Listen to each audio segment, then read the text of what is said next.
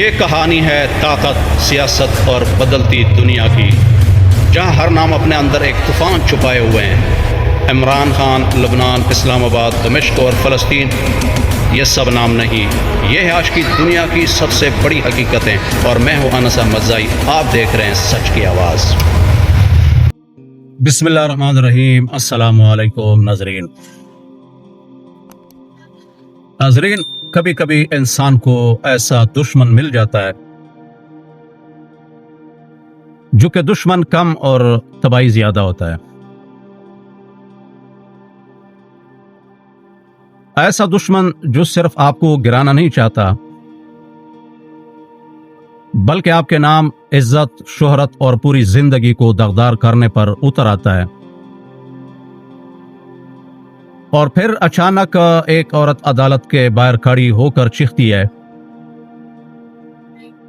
हम तो डूबे हैं सनम, तुम्हें ले डूबेंगे। दोस्तों, आखिर ये पैगाम किसके लिए था और वो कौन लोग हैं जिनके नाम लेने की बातें हो रही है? क्या वाकई सिर्फ एक औरत कसूरवार है, या फिर इस कहानी के पीछे ताकत, सियासत, इंतकाम और खुफिया राजों का एक खतरनाक खेल छुपा हुआ है?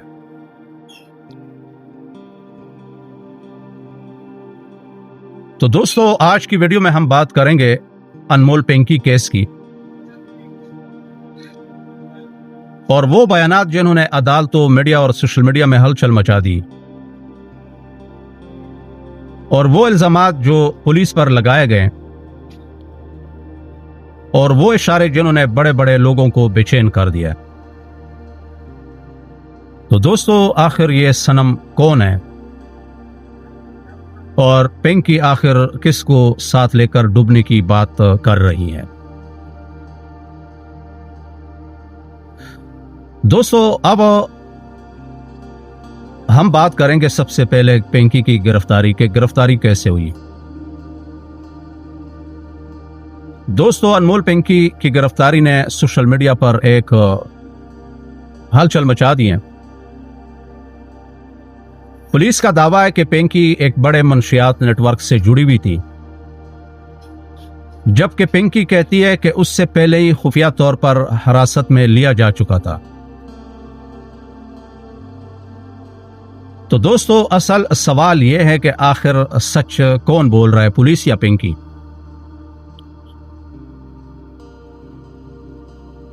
अब अदालत में जब पेश किया गया तो भारी सिक्योरिटी, मीडिया का हुजूम और कैमरों की भरमार, यानी दोस्तों अदालत के सामने उनको ऐसे पेश किया गया जैसे एक हीरो होता है। बल्कि पिंकी ने खुद ही इंकशाफ किया कि जब उनको अदालत लेके गया तो पुलिस वाले ने खुद उनको कहा कि आपने स्टाइल में जाना है। तो वो कह रही थी कि वो मैंने खुद नहीं किए, बल्कि पुलिस वालों ने खुद मुझे कहा कि आपने इसी तरह हीरो की तरह जाना है, अदालत से निकलना है। अब इनके ऊपर जो तशद्दुद के इल्जामात हैं, पिंकी ने अदालत में ये भी इल्जाम लगाया कि दौरान हिरासत उस पर तशद्दुद किया गया, और उसका कहना था कि उससे महसूस लोगों के नाम लेने पर मजबूर किया जा रहा है। अगर ये इल्जामात पिंकी की दुरुस्त हैं तो ये सिर्फ एक केस नहीं, बल्कि पूरे सिस्टम पर बड़ा सवालिया निशान है। अब दोस्तों, कल जब लाहौर में पिंकी अदालत से बाहर आ गई तो सबसे ज्यादा हलचल उस वक्त मची जब पिंकी ने बनीगाला का जिक्र किया, और पिंकी का दावा था कि उस पर दबाव डाला जा रहा है कि कुछ अहम लोगों के नाम लिए जाएं। तो दोस्तों, यही वो बयान था जिसने सोशल मीडिया पर सियासी बहस को मजीद भड़का दिया। अब पिंकी ने अपने जो साबिक उसका शोहर था, पिंकी ने उसके ऊपर भी इल्जामात लगाए, और पिंकी ने अदालत को खुद कहा कि उसके साथ मेरी निकाह हुई थी लेकिन रजिस्टर्ड नहीं थी। तो पिंकी ने अपने जो साबिक शोहर पर भी संगीन इल्जामात आयद किए, उसने अदालत में कहा कि तलाक के बाद इंतकामन उससे पूरे मामले में पंसाया जा रहा है। दोस्तों, अगर ये बात पिंकी की दुरुस्त है तो फिर ये केस सिर्फ क्राइम नहीं बल्कि जाती दुश्मनी की कहानी भी बन सकता है। अब नाजरीन, पुलिस का मौकफ क्या है? पुलिस का कहना है कि पिंकी एक मुनज़्ज़म नेटवर्क का हिस्सा थी। तफ्तीशी अफसर के मुताबिक अभी मजीद गिरफ्तारियां बाकी हैं और कई अहम इंकशाफात भी मुतवक्के हैं। पुलिस दावा कर रही है कि अभी शवाहिद और रिकवरीज मौजूद हैं, जबकि पिंकी इन तमाम इल्जामात को झूठ करार दे रही है। अब दोस्तों, सोशल मीडिया पे क्या रिएक्शन है?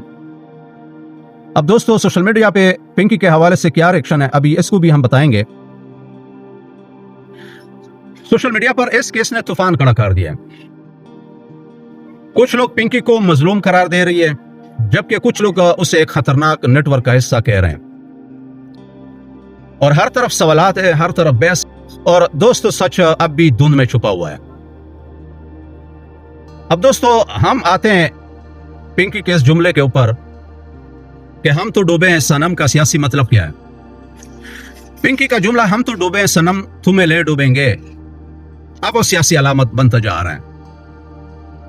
बहुत से लोग इस जुमले को एक खुफिया पैगाम समझ रहे हैं कि क्या यह किसी ताकतवर शख्सियत की तरफ इशारा था या सिर्फ एक जज्बाती रद्द-ए-अमल था।